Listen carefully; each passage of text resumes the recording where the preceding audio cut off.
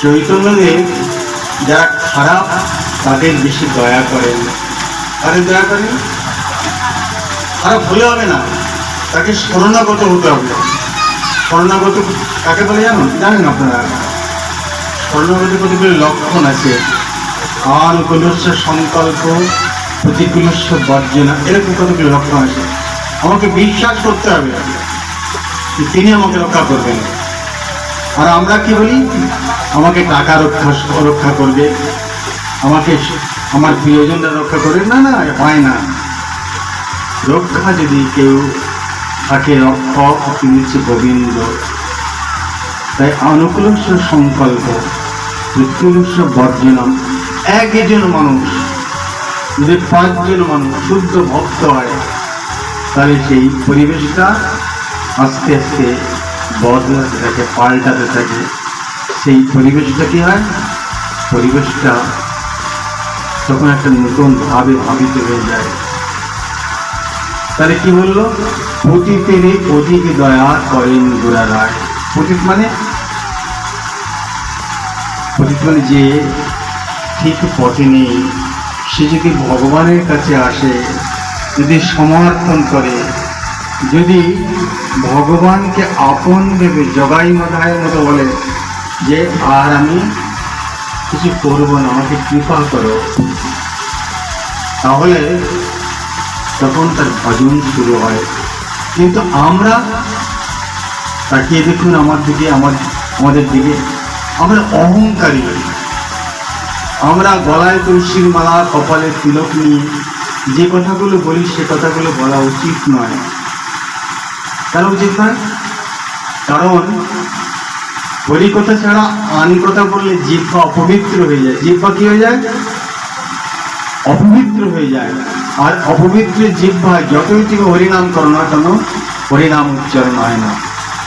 হরিনাম উচ্চারণ হয় না। কি হয়? শব্দ উচ্চারণ হয়। হরিনাম উচ্চারণের জন্য কি দরকার? জিহ্বার পবিত্রতা। আর পবিত্র কখন থাকে?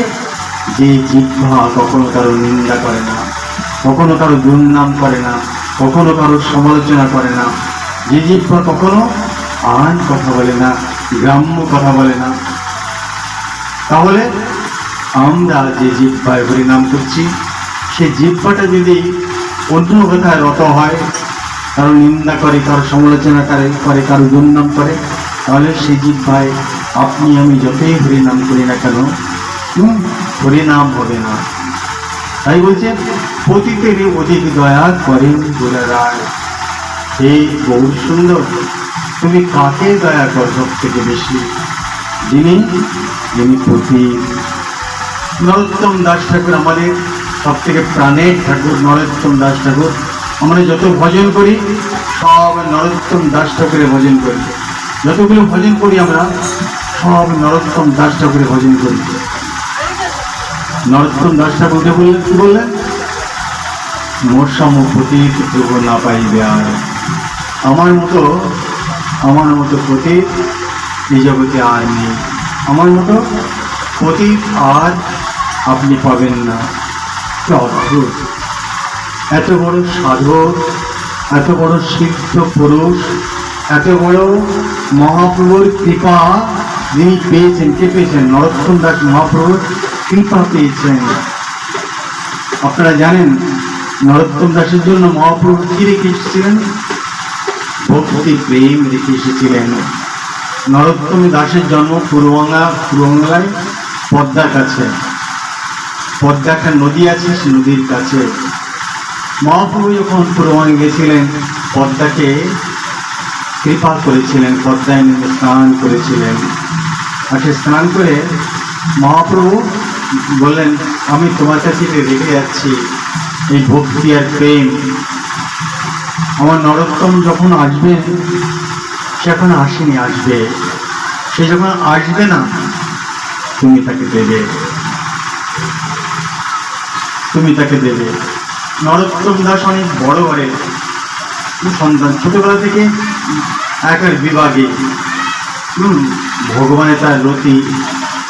সেই নরোত্তম যখন বয়স হলো, পরবর্তী সময় পদ্মার কাছে স্নানে এসেছেন।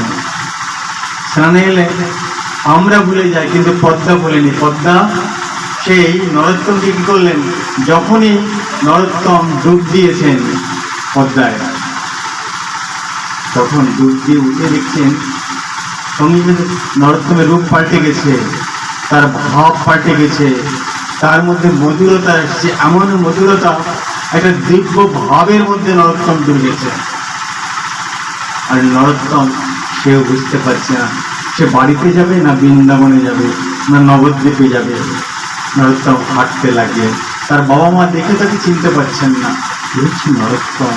প্রতিটা আমাদের ভজনের, নরোত্তমের ভজন যদি আপনি করেন না, আপনার চোখে জল না, সেখানে বলছেন নরোত্তম কি বলছেন,